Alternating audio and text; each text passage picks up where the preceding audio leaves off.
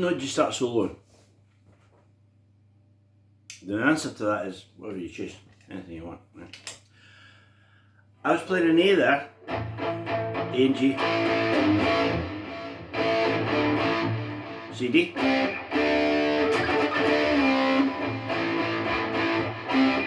suspend the D chord, right? So, broadly speaking, that's a rock and roll song, you know, it's probably similar to these guys, right? Although they had better songs. So, what I'm going to do is go through the whole 12 notes. Right, so the whole 12 notes. We're in A. Starting in A. Right? We'll come back to that little guy. Right, we'll come back to, because he could be a little bit problematic. But don't worry about that just now. Right, so we've got A. This little guy. Then B. Then C. C sharp. Right? Right, first an apocryphal story. When I was about 19, I shared a flat with a guy called Eddie Burns, a really good guitar player.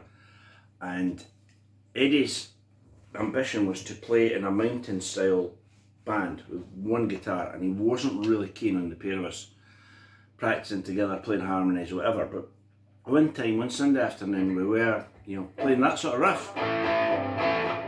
And taking turns in solos as you do. And after about 7 or 8, or 17 or 18 solos, we obviously lost track of whose turn it was. And we both took one at the same time, but we both went. And we kind of looked at each other like, you know, we're just a pair of cliches. You know, we started the solo on the same note. So how obvious is that? Because we did it, right? Now, if you hit that, it's fine. You know, it's alright, you hit it with some sort of passion, and then whatever, right? So that's the A note. So we're going to start with the tonic A.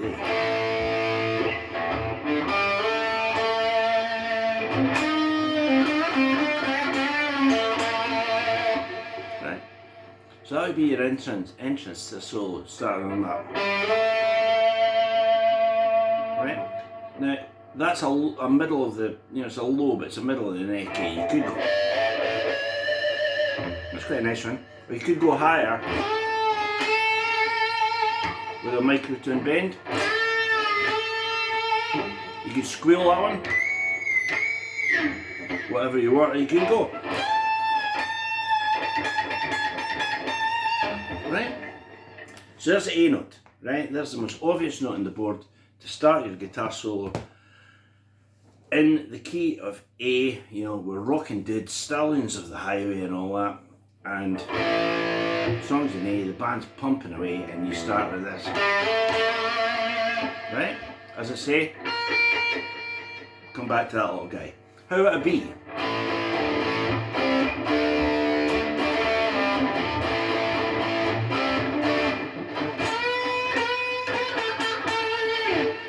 Now, I don't know about you, but I love that one. It's a 9th, and it doesn't occur in the 5-note scale. It doesn't occur in that scale, right? Because it's a whole tone above A. And I always feel it's got a kind of wistful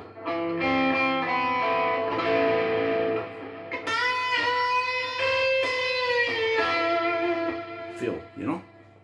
So let's start with a B.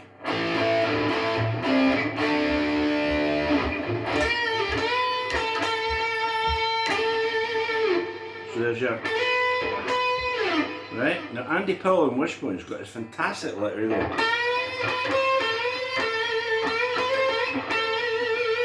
It's in UC Red, right?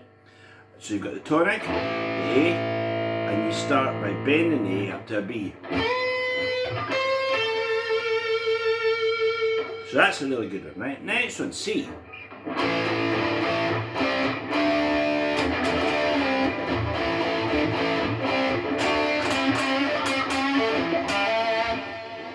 I think that's a pretty good one. So this time I'm starting in C. I could go.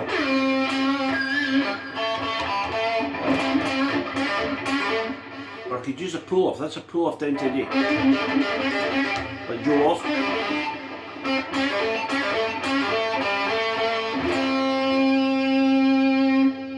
But don't forget, you can get to the C by way of the B note.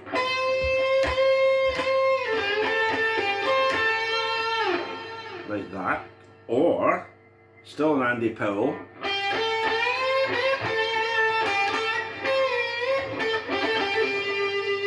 There's bending the A all the way up to.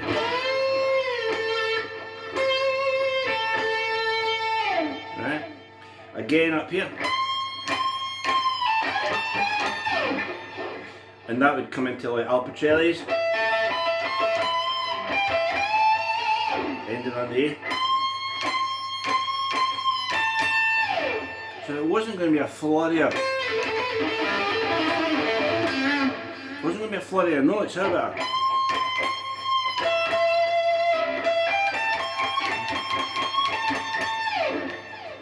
Now you can also, you can double up the C with the sixths, right? We'll get to that in a lot. He's not as problematic as that little guy, but you can double him up with the sixth, so it's F sharp. So then you get up.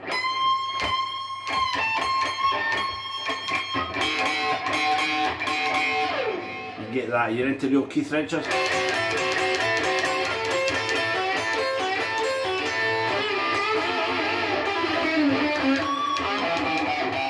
And there's that C again.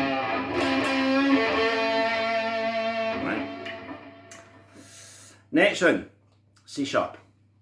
Right, now these are kind of minor bass chords.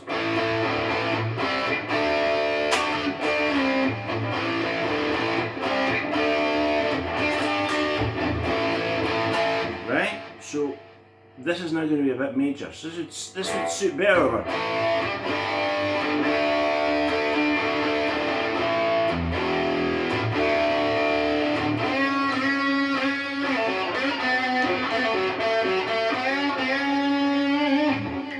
So there's a major third. It's a note that sits on top of the A. Right? So when we get something that is major bass, like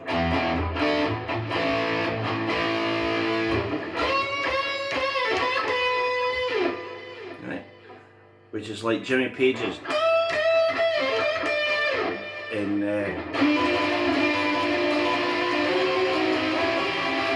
Celebration Day, right? So that's a major third. That'll always sound quite nice and fruity, like.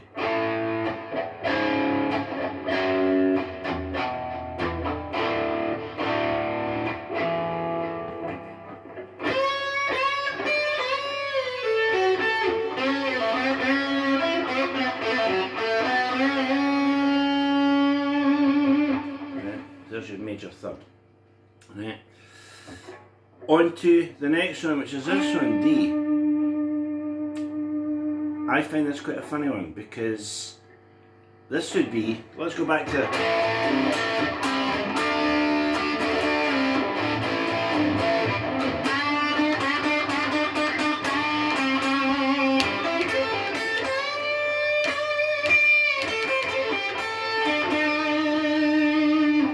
it's completely unresolved, right? That one will sit over. This one is like a right. So this would tend to be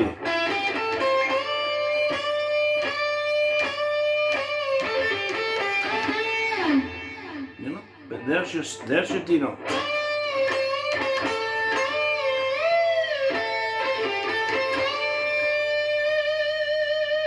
I do find it quite unresolved, right? So now we've got, not you,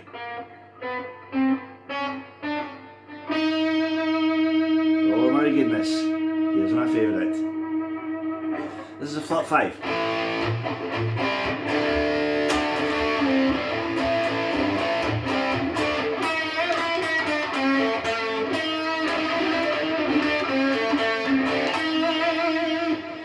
It's a demonic tone itself.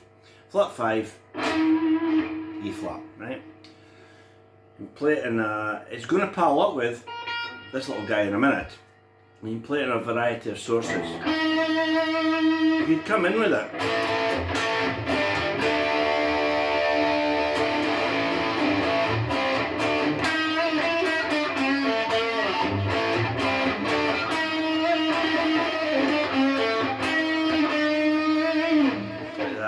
And it's really on the edge, you know. It always reminds you of, you know, Matthias Chaps and Scorpions, right? Or that one, right? So where are we now? A, this little guy. B, C, C sharp, D, flat 5. One more E, and we'll be 2/3 way there, right? Now the E note is probably, other than the tonic, the most popular.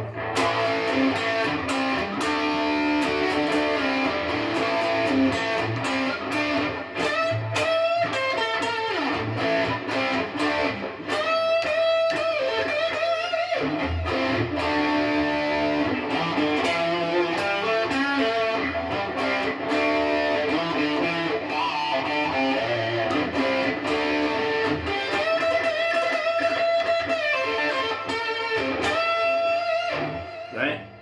And of course you're right into Paul Kossoff in The Hunter, right? So that's the 5th. That's it.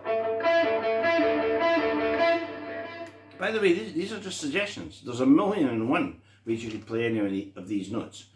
As I say, you could easily go.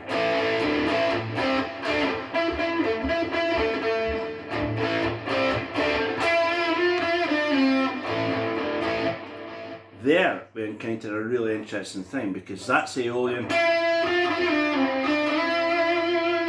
That would sound better, I think, in a more.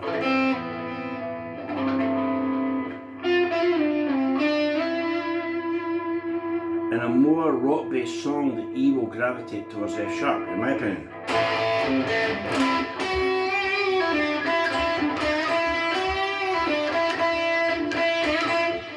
And also that E sits perfectly for. Right,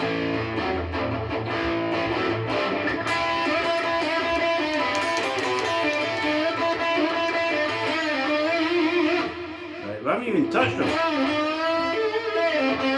Or any of that stuff, right? There's a high. Just like the D. There's a high. So now we've gone from A, forgetting this little guy, B flat, B, C, C sharp, D, flat 5, E. So what about this poor neglected little guy, flat 9, right? This is the note on the board that is more likely than any other note to make someone listening go, whoa! He made a pig's ear of that. So, not great. Not great.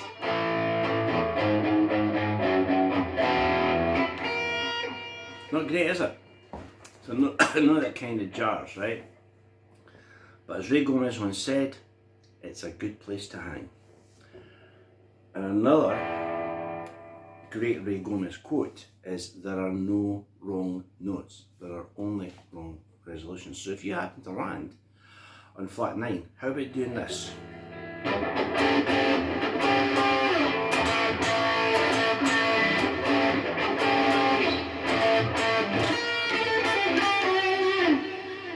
Right? I think that sounds okay. And it's because